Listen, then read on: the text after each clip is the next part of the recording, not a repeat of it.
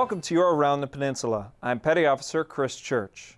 What's on your feet? Senior Airman Rebecca Stout takes us to Kunsan Air Base, where airmen learn how looking down could get their PT scores up. Running. It's good for you, it's a great way to get fit, and it's worth 60% of the Air Force PT score. Airmen at Kunsan Air Base can come to the Wolfpack Fitness Center to get some professional help for their running form and their running shoes. The first thing we do is we ask them a couple questions about their shoes, how often they run, how long they've had their shoes. So one of the things we're doing is looking at the shoe. So we're looking to see if the materials are creased, if they look like they're worn. And then the next thing we do is put the person on the treadmill for about 20 seconds, just have them take it up to their comfortable running pace. Snap a quick video, and then we take a look at that video on a frame-by-frame basis so that we can see movement they're getting at the ankle or at their foot. And so we're just looking to see if everything stays nice and neutral. Bill Goins performs the running shoe analysis to give airmen a quick insight into how important the right running shoe is. But his goal isn't just to help people get a faster run time. He's got more permanent accomplishments in mind. Who's next?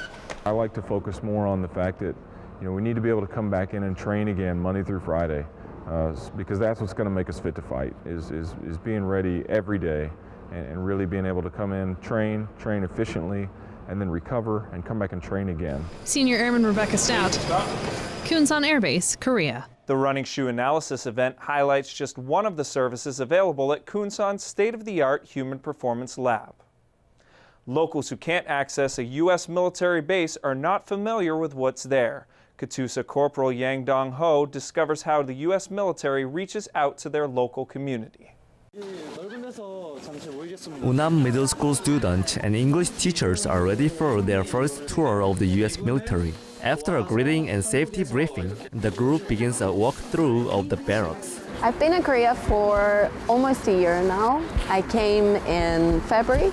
I think what I like most about Korea is the fact that it's so different from my culture and my country back in South Africa. So the tour, I think it's a really good thing, because for me coming into the camp, it was my first time here, and I really enjoyed seeing all the English signs and the dollars, the prices, and hearing people speak English. So I think exposing the kids to that as well, they can get a real feel of how it would be to go visit America and to meet American people. So yeah, I think it's great.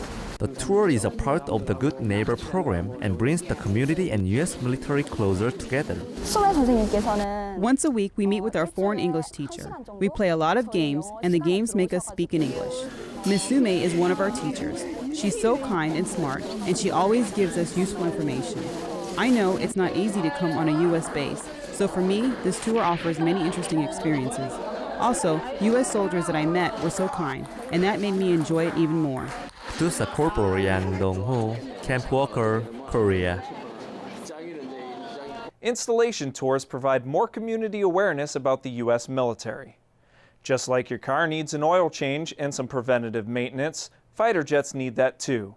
Staff Sergeant Chris Bevins takes us to Kunsan's flight line to meet the mechanics behind the powerful machine.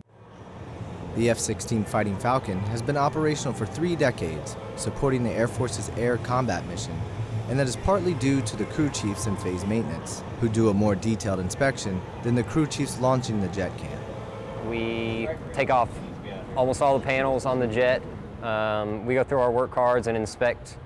We just dig in deeper than what the line can do on a daily basis.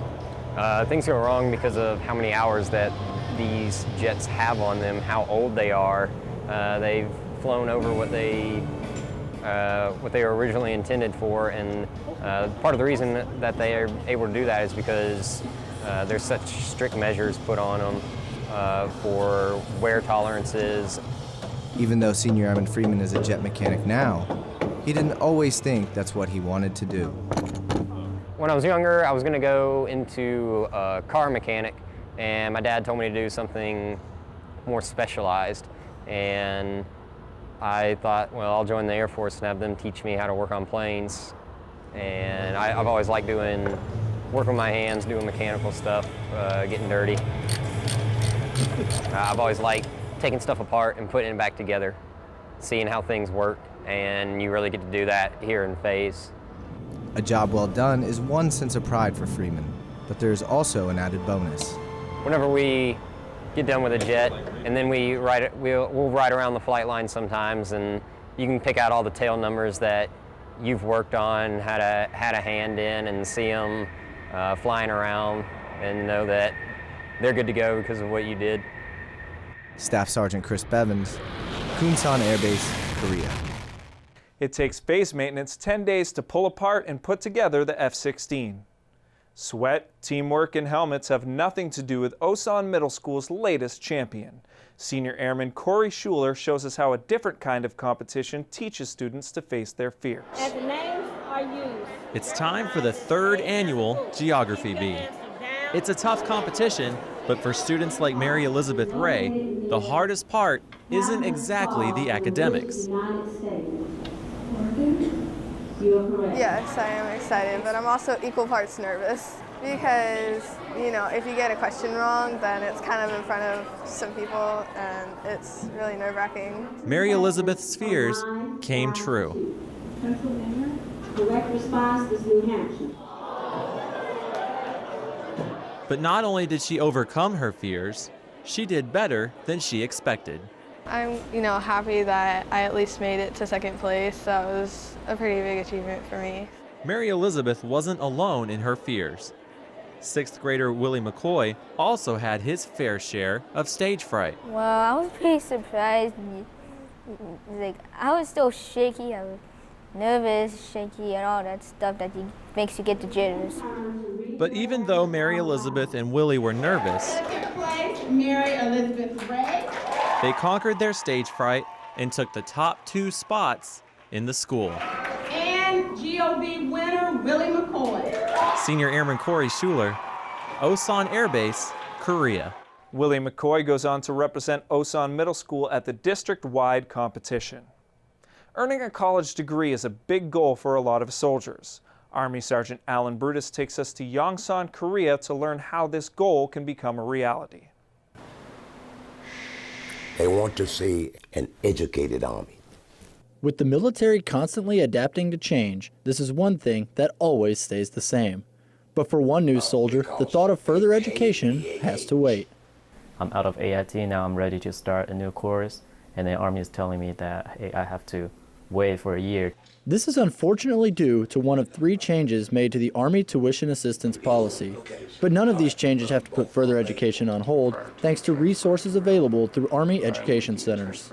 CLEP, Dante standardized subject testing, and Excelsior exams are an excellent way for the soldier, him or her, to acquire college credit. For the Army, there's also another perk to these options. These CLEP tests, these Dante's tests and Excelsior exams are free.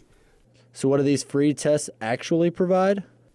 College credit that is acceptable by over 1,800 colleges in the continental United States of America.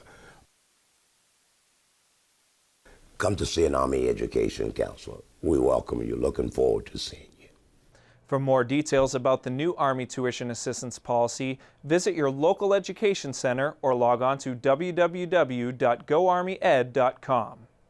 School isn't something kids usually get excited about, but for those at Camp Humphreys, today is special. Army Sergeant Jared Don visits the base's new addition. School's in, and the students are excited to attend. Today is their first day at the brand new Humphreys High School. Students formed up outside as the Army JROTC raised the flag commemorating the school.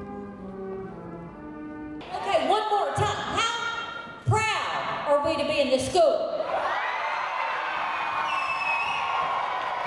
I think I was crying on the bus ride over here. I'm just so excited. This is the first time that I've been in the building, and it's unbelievable. The auditorium and everything is just so beautiful. After a series of briefings, the kids were off to their new classes in their new school. Army Sergeant Jared Don, Camp Humphreys, Korea. Camp Humphreys High School is prepared to receive many more students. That was your Around the Peninsula for Thursday, January 16th. From all of us at AFN, enjoy your evening.